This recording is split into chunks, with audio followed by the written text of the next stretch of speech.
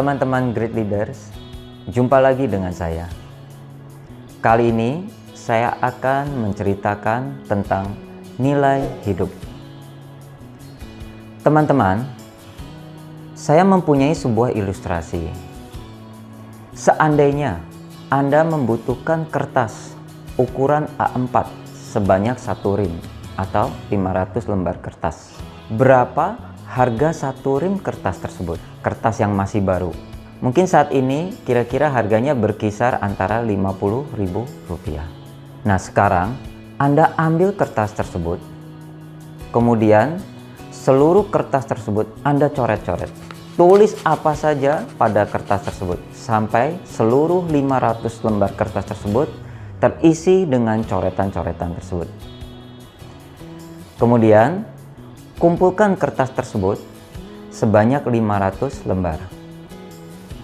Nah, seandainya kertas tersebut sekarang ingin Anda jual, berapa harga kertas tersebut?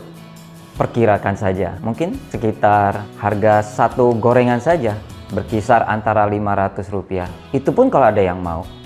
Pada kesempatan yang lain, ada seseorang yang membuat sebuah karya tulis, menulis tentang konsep manajemen pengembangan sumber daya manusia. Tulisan tersebut berisikan 1000 halaman atau 500 lembar juga.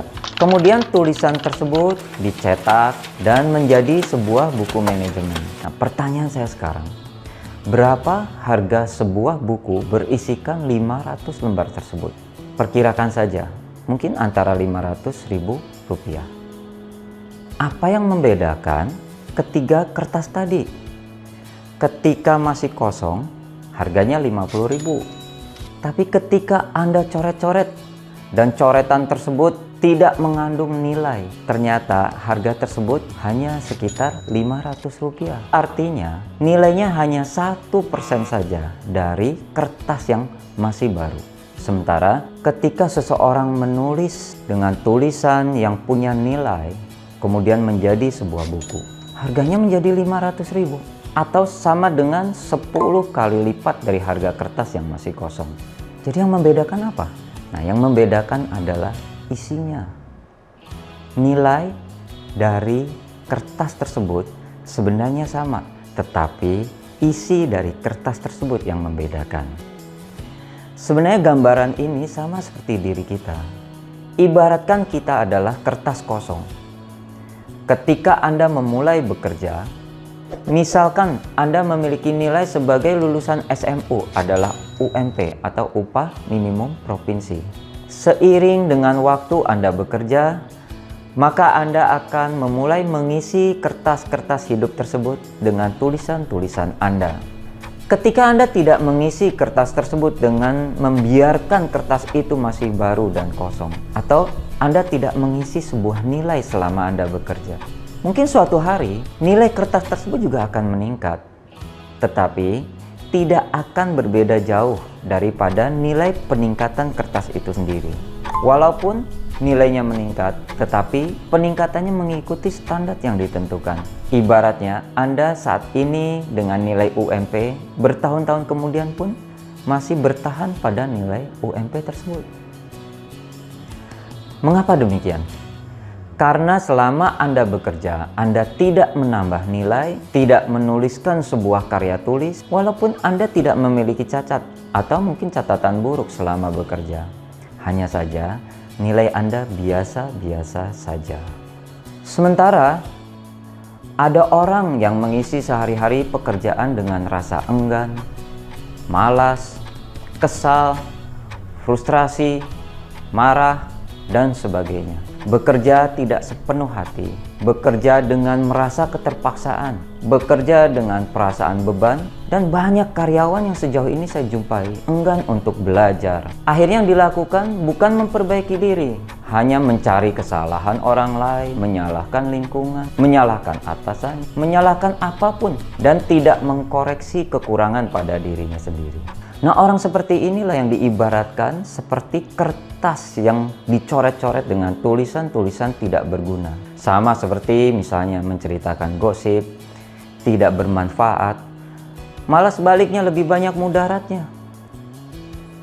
Tulisan-tulisan buruk atau ibarat coretan tidak berguna yang Anda lakukan terus-menerus, pada akhirnya membuat 500 lembar kertas tersebut terisi penuh tetapi hanya bernilai 1% dari nilai awalnya. Jadi ibarat kalau kita kerja, mungkin pada awalnya Anda lumayan mendapatkan nilai UMP.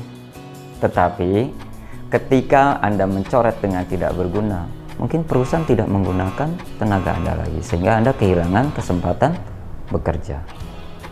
Pada orang yang lain, saya temukan tipe yang ketiga. Mereka adalah orang-orang yang pada awalnya juga memiliki nilai yang sama dengan dua yang lain. Tapi mereka yang pada kelompok ini, mereka menuliskan tulisan-tulisan bernilai di dalam kertas hidupnya. Membuat sebuah karya indah yang dapat dinikmati oleh orang lain yang membacanya. Mereka adalah orang yang mau belajar, memperbaiki kemampuannya, meningkatkan skillnya, melatih kemampuan kepemimpinannya, bekerja dengan sepenuh hati, tidak banyak mengeluh, dan selalu mencari solusi.